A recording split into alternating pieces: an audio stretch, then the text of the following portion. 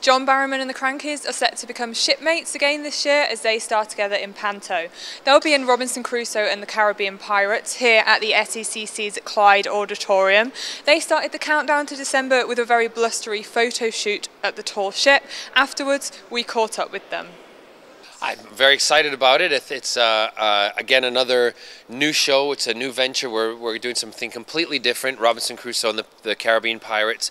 We've got 3D again. It's a whole new 3D sequence that's been filmed.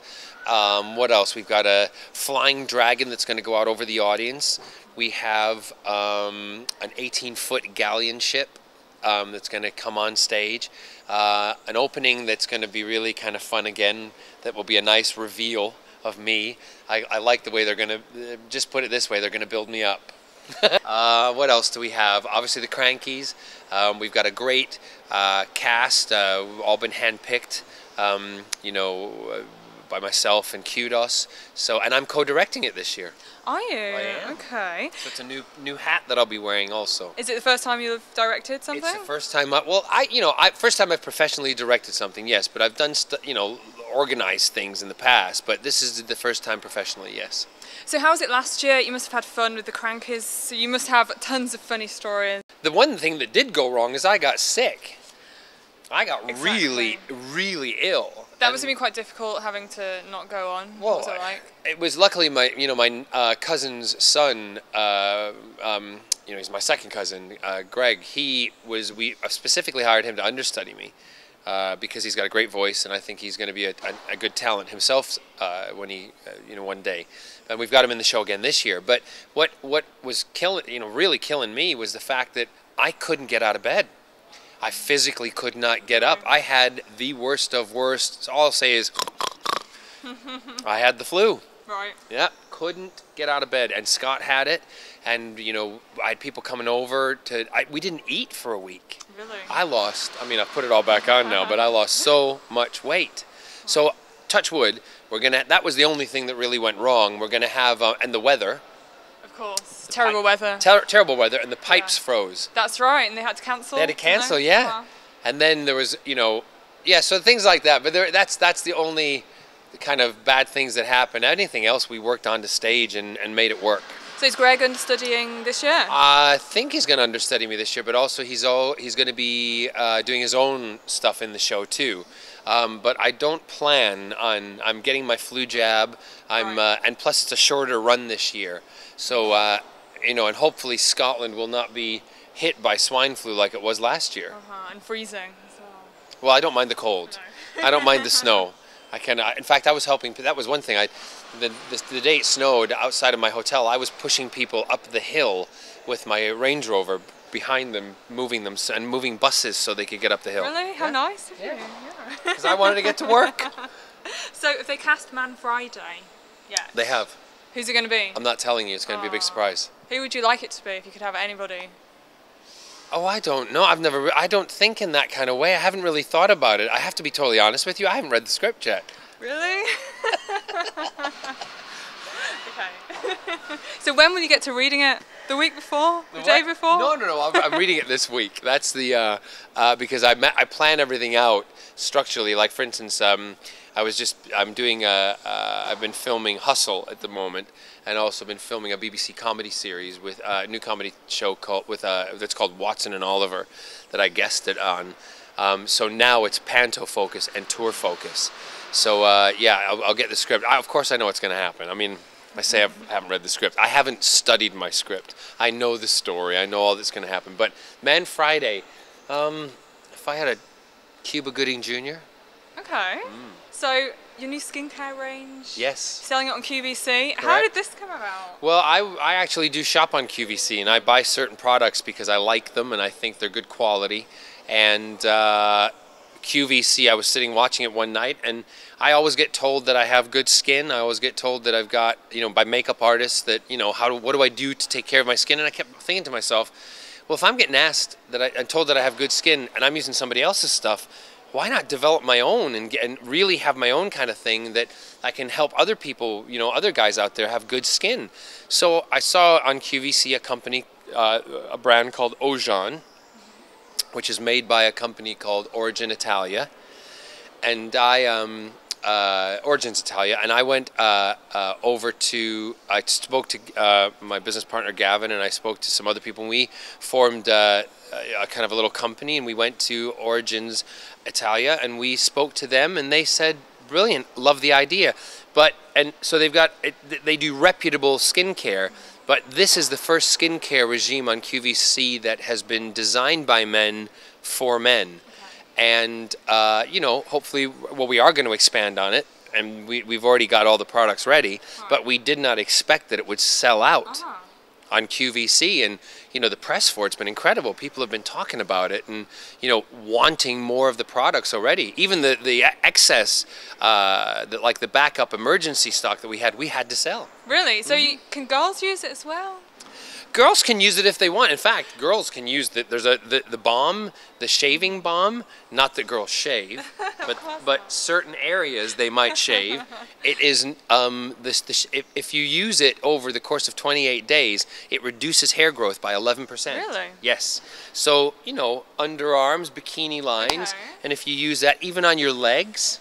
Right. And the shave cream will give you a much closer shave on your legs than a foam or gel. Okay? And also, you won't get that flaking because there's no alcohol in any of it.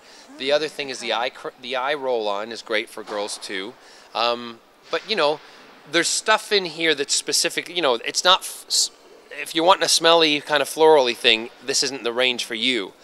But eventually, hopefully, we'll have maybe you never know. We might probably venture out to do a women's range. Great. Now, you do have great skin. You've admitted to having a bit of Botox before. Yes, Are you still doing that? No, look, no. As you can see, look, there's the wrinkles. Yeah? It's moving. It's moving. When I had it done, I only tried it. I tried it just, I have these, what do you call it? Like, can you see that? Lines? Yeah, that? brow. Yeah, I have those and they got really bad. And I had it put in here just to see what that would look like. And I had a little bit just to see what would happen with the eyes, but it made my eyes go funny. Really? It made me look like, you know, things just started, it puffed my cheeks up. I didn't like it. So I tried it and I didn't like it, but it's totally, if other people do it and they love it, good on you. Would you ever have anything else done in years to come? Not in years to come, yes, I probably would. If I felt like it would make me, if I was in a situation where I thought having something done on my face would make me feel better, that really wasn't meant to sound the way it came out. Yeah, I'm glad I made you laugh. But you know what I mean? If I was going to have plastic surgery, I wouldn't do a lot. I'd just maybe kind of tighten things up or fix it. But if I had it, I'd tell you. Okay. I'll tell you when I have it. In fact, they can film it being done. Oh, they maybe will. Face off, face on. So, Torchwood yes. finishes this week. It does. Is it coming back? I don't know. Really? Really, I don't know. So we have to wait and see. It's not a decision that'll be made probably until maybe a month or two down the line. Okay. Yeah. But I'm game for it if it comes back, and they asked me to do it again. And you know, I don't think Torchwood would be Torchwood without Jack. So we have to wait and see. What about Doctor Who? You said that you'd like to go back for the anniversary. Well, to be honest with you, that quote was I was asked, would I like to go back? And I said if I was asked, I would. I didn't go out there and say I want to go back. But I think, you know, if the 50th anniversary of Doctor Who was done, I think it might be a bit of a shame if Jack wasn't involved, because he was such a big part of you know, the David's Doctor's time, and also with what's happened with, you know, Torchwood and the spin-off and all that kind of stuff. So I would love to. If I'm asked, I would love to go back. But I don't know when they're filming it. I haven't been approached. So at this point in time, it doesn't look like it's going to happen. Okay. And how have you handled the controversy over the gay sex scenes in Torchwood? Well, I'm still having gay sex because I am gay. And it doesn't affect me any, right. As everybody else out there is having sex. The thing that makes me wonder about the people who wrote the letters and complained, because everybody does have a right to complain, and that is, you know, part of our society. But you are warned before the TV show starts that there's a warning that there's scenes that may upset or disturb some viewers. So therefore, if you allow your children under a certain age to watch that, that's your responsibility. That's no longer ours. That's your problem. The other thing is, people are saying, you know, Jack's sexuality. We've never hidden Jack's sexuality. It's always been out there. The other thing is, I was shot about 3 times in that episode. I was also stabbed by about 100 people and hung by a meat hook over a bathtub to let my blood drain into it, and nobody complained about that. But 2 men kissing in a romantic relationship, they complained. So you can make up your own mind about that. It didn't bother me. I'm proud of that show. Someone said to me, why is there gay sex in Torchwood? I said, because gay men pay their TV license, and we have to represent everybody. It was, yeah, so I don't, people have a remote control. If you don't like it, turn it off. But the ironic thing is the people who complained didn't turn it off. Okay, and now after Tonight's Tonight, you went on holiday, but you didn't go to the Maldives, somewhere exotic that you might expect. Can you tell everybody where you went? Scott and I, my sister and my brother-in-law packed up a big camper van and we went to the south of Spain, and we drove all the way down from our address in London and drove all the way down to as far as, it took 3.5 weeks. We drove down to Tarifa, and then we went back all the way back up. So we did the east coast and then came around and went back up through central Spain, all the way up to the west coast of France, and all the way to Paris, spent a couple of days in Paris, and then drove back 3,500 miles. And I drove all of it except 2 hours. Really? So why did you decide to go on that kind of holiday? Because Scott and I love to do driving holidays, and you know what? It's I'll be totally honest with you. It's also times are a little tight, and things are more expensive, and I am. But you can afford it. Yeah, but that's not the point. I'm frugal like everybody else, and at times, and I think that it's only fair that everybody else is having to tighten their belts, so we're tightening our belt a bit, and I decided to take that vacation and holiday, but we had a blast, an absolute blast. I mean, we stayed in hotels. We didn't camp in the van. I mean, there was a bit of camping going on, but it's not the type with a tent. That was from my sister. And you said on Twitter you gave a homeless guy your shoe. Yeah, I did. I gave a guy in Paris. We were renting one of those bikes. They have those Boris bikes in Paris, and we were walking to the bike, and there was a family, a mother and a dad with 2 babies, and they were sleeping on a mattress, a rollaway mattress, in front of a ventilation heater by a restaurant where they were living, and I just kind of couldn't believe it. And I know it goes on everywhere, but for some reason this affected me. I think it was seeing the children lying there sleeping at night, we were coming back on a bike at 1 o'clock in the morning, and these kids are sleeping on the street. And it really affected me. I went to bed that night, and I mean, as you know, I tweeted about it, but there was nothing I thought I could do to help. So I gave them money, and they were very grateful for that. The father was in his mid-20s. If I could have put them in the van and brought them back over to the UK, I would have brought them back, and I would have employed them, and I would have given them, but I would have been doing something illegal then. So I couldn't do that. So I tweeted about it, and also, me thinking there, if they're in front of a restaurant, if I was a restaurateur and I saw this family, that could work, I'd give them a job. Anyway, the day we left, we're packing up the van, and again, I gave them some more money, gave them food, and I gave them some stuff for the kids, and the man had no shoes. So I gave him my shoes, and I drove home without any shoes. Did you really? Mm-hmm. So it wasn't a spare pair, it was your... Well, I had